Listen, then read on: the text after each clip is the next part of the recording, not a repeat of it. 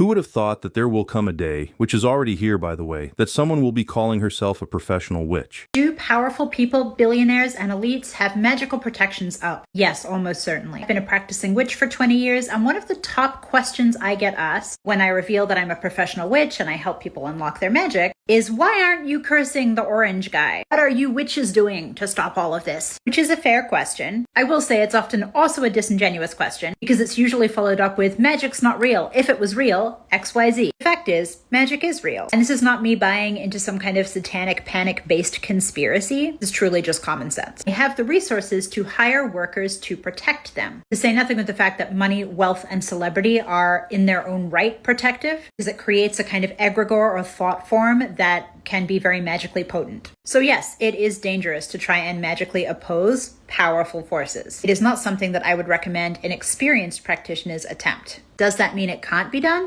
And in times like this, it is more important than ever. Strengthen yourself spiritually and learn magical skills. Magical, esoteric, and occult tech will become more and more important as we move into the next decade. Start training now. I'm sure some of you have relatives who are, unfortunately, dabble in with the occult, witchcraft, just like that woman in the previous clip. And there's a question someone asked Father Rehill during one of his recent Radio Maria shows that I'd like to share with you here. So if my family practiced witchcraft in my home my whole life, if I myself used to practice witchcraft before I became Catholic, and have now renounced all of it and have confessed it, and have had a priest over my home to consecrate it, I'm curious as to why I'm still experiencing so much demonic oppression. So I was wondering how you are able to decipher if the problem is either A, demon still somehow attached, B, if I'm living in an infested home, or C, if this is some level of generational demon. Well, I mean, I don't do, on-the-spot diagnosis from, a 10-second intro, but some of the things you can look at is, particularly with witchcraft, witches love to use items in their curses and spells. So you want to be sure that there's no items in your home that were cursed or put a hex on or a spell. And, sometimes they're hidden. They could take a crystal and hide it somewhere in a display of rocks that are in a planter for a plant.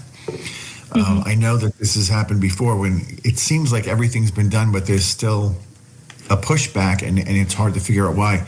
And you have to go around your house and look at everything and say, is anything in here connected to that time when we were practicing the witchcraft? That would be one thing. The other thing is, you said he came and the priest blessed your home? Yes, sir. But did he exorcise it? No. So that's what you want to do. You want to have him come do the Leo the 13th exorcism of your home, then do the blessing. This happens a lot.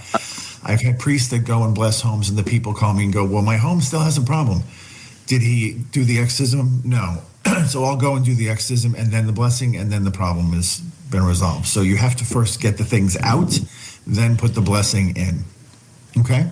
Anyway, on to the next clip. I really want to know what you think of this one. I know for a fact there are a lot of Mexican brothers and sisters who watch the videos here often, so can anyone relate to what this young lady shared during this podcast? You also have a story with El Diablo. Oh, El Diablo, yeah. So a lot of my Mexican family has seen El Diablo, or like there's stories of El Diablo, but my mom isn't religious, so that's why I believe her story. So she was like a little kid, and she used to live in Tijuana, like in the apartments, in like a lower like income community. And I mention that only because usually in like those communities there's a lot of like neighborhood gatherings, people coming together with bandas, or like they do like little like I guess like block parties. So she used to live in like the 3rd floor, and she says that one night she was just like in her room, and her room had like a perfect view of like the street. And then she says that she starts to hear like a parade, and she was like, yeah, like se escuchaba niños riéndose, banda, carcajadas, all of these like happy sounds that indicate like a parade. Yo, if you say what If you say that there was no parade happening, I'm sorry. There's no parade happening? No, it's worse. What happens is she hears the parade sounds getting closer and closer and closer, but she says that instead of like seeing a parade, what she sees is a man in a black cloak hovering in the middle of the street and like stops, and his mouth is wide open and all of the parade sounds are coming from his mouth. No, she described it to me. Says his mouth was like gaping open, and she says that the reason why she thinks that was El Diablo was because when she saw that, she says that it turned around and like looked at her, and she immediately looked away, obviously, and like called out to my grandma. When my grandma came in and looked, it was still there because the parade sounds were still really loud, and my grandma was like, "Rápido, híncate, hay que rezar." And my mom says that, no joke, as they were praying, that the sound started to slowly go away. And before we continue with this video, I'd like to share this clip of Father Martin's, and I've promised him during the interview that I share this with you. My book is called The Exorcist Files, the same name as the podcast. And when I wrote this, there's lots of books on exorcism out there, but there was one common thing that when I read them, they all left me dissatisfied, and that is they don't relate what the craft of exorcism is, what that process is. So they talk about things, curses, hexes, spells, what full possession is, and so forth. But so in other words, it approaches the subject by topic. I didn't want to do that. What I wanted to do is I wanted to make clear, and I wanted to describe what the process of exorcism is. So I wanted the reader to come along with me as I take on a case. So each chapter, so there are 11 chapters in the book, each chapter begins with a case, one of my actual case studies, and you hear that case. So you're present with me from the time that I first got involved. A phone call came in. I'm given a certain amount of information, and then I process that information.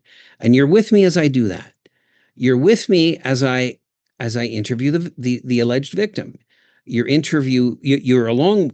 with me as I interview the doctor that has given an assessment to this victim.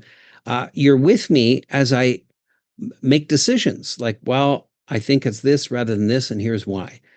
And such that, and you're with me when I engage in the actual exorcism then that sets the person free, so that by the end, you are discovering what exorcism is because you've come along with and been part of almost a dozen exorcisms. So rather than by topic, which always leaves gaps in knowledge and always leaves a lot of questions unanswered, like questions of why did you do this? Why that way? I wanted to present it organically so that people get an appreciation for the actual craft, such that by the end you can think like an exorcist, in the sense that you've got an understanding and some of the false mystery of this practice, of this ancient practice of the church, is dispelled. So that's what I did. I wrote that, and I hope readers find it edifying. Certainly everything that I spoke about in this interview, and then some in the interviews I do online, I go into much, much richer detail in the book, simply because I don't have the limitation of time. I do believe that the book would be a good resource for folks who want to learn more about this subject in a way that is tasteful and in a way that preserves the authority and the sovereignty of Jesus Christ, who has already vanquished the devil. And speaking of demonic possession or attacks of the evil one, I'd like to share this one from Father Iannuzzi for our reflection together this time. Listen to this. Now, many saints, no, I shouldn't say many, some saints have been attacked by the devil, but this is not a possession due to this fault of the saint, but it is a possession of some of the faculties of the saint by virtue of God's providence. For example, Saint Gemma Galgani, she would look at her food and see worms moving about. God allowed Satan to possess the faculty of her eye sometimes. Or Saint Padre Pio. There was no possession of any faculty of his body, but he would allow the devil to physically beat Padre Pio and torment him with visions, torment him in his dreams, and lie to him. There were cases of Blessed Anya da Foligno, or the Curate of Ars, or Luisa Picaretta, or other saints, where some parts of their faculties were inflicted by the devil. And God allowed this. And you say, why? Well, number one, for their purification. Two, for their growth in virtue. And three, so that through their sufferings, which they freely offered up for God, willingly offered up for the love of God, saved souls from hell. So oftentimes when God allows a saint to be tormented in an unusual way, what comes to mind is also another mystic. She's not yet canonized, but I think she eventually will be, Josefa Menendez. God would allow Satan to drag her down to hell and stick her in a niche in hell where other souls would have gone had her sufferings not saved them from that niche in hell. So God would allow Satan to take out his anger upon the very instrument that snatched souls from hell. But God gave Josefa Menendez the knowledge of why this was happening. He didn't just leave her as a sport in the hands of the devil to do as he wished. He enlightened her first. He always does that. Now, some of you listening may say, this is insane. Why would God allow those most dear to him, his choicest souls, to be the butt or the sport of Satan's hatred? And the answer to that question is no less simple than it is mysterious. It's simple in this sense. The psalmist says God chastises those whom he loves, right? And Peter in his letter says the same thing, quoting Psalms. And it's mysterious in the sense that God can bring a soul to such a state, such a height of holiness, most of us may not be able to understand this, that the soul will understand these divine designs, that when God calls it to experience some of the interior sense of the damned in hell, that will bring them to experience the state of the loss of the damned, so that in taking upon themselves that sense of the damned, they help other souls avoid eternal damnation. They willingly embrace it. Now, most of us cannot understand this philosophy, that in taking upon ourselves the condition of someone who's completely sick, we help other people be healed. That doesn't seem to make sense to many of us, but it makes perfect sense to these saints who understand the secrets of God, the mysteries of God. And it makes perfect sense biblically. Christ took upon himself the state of a slave to free us from slavery. Christ took upon himself the state of sinfulness without committing any sin to free us from sin. And this is the logic behind God allowing souls to take upon themselves the state of the damned, or the torments of the damned, in order to free souls from damnation and the torments of damnation, without the souls themselves being damned, of course, who take upon themselves the suffering. But this is the mystery, this is the logic. And as we're currently in this season of Lent, I'd like to make this clip of Father Martin's as the last clip in this short compilation. So many of us, we have an attitude when we are tempted, at a certain point, to resolve and give in to the temptation, thinking, you know what, I'll just go to confession. Tomorrow is Saturday, or Saturday is not far off. Lots of churches have confession on Saturday, and I'll just get rid of my sin through that. And fair enough. Confession plus contrition removes a sin from the soul. But the effect of that sin doesn't go away through mere confession. When we sin, two things occur. We incur guilt, and our soul incurs deformity. Sacramental confession removes the guilt. It removes the legal punishment for sin.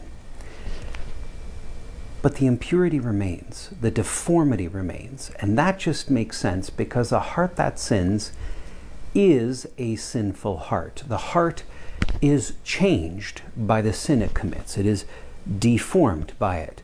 That deformed heart has to be reformed in God's image and likeness before we can ever enter into God's presence in heaven. Heaven is, friends, by definition, the realm of the saints. There are no non-saints in heaven. Every soul that is in heaven is by definition a saint.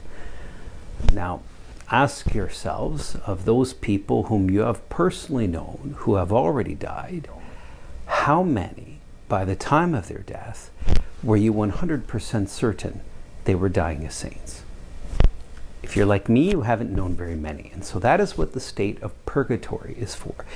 It is that state of purgation whereby through suffering a soul is purified so that it may enter into God's presence in heaven. And so how do we get rid of that deformity? Well, we can only do so through the exercise of penance, through suffering, inconvenience, burden, good works, fasting, undertaken for that effect, undertaken for the kingdom of God.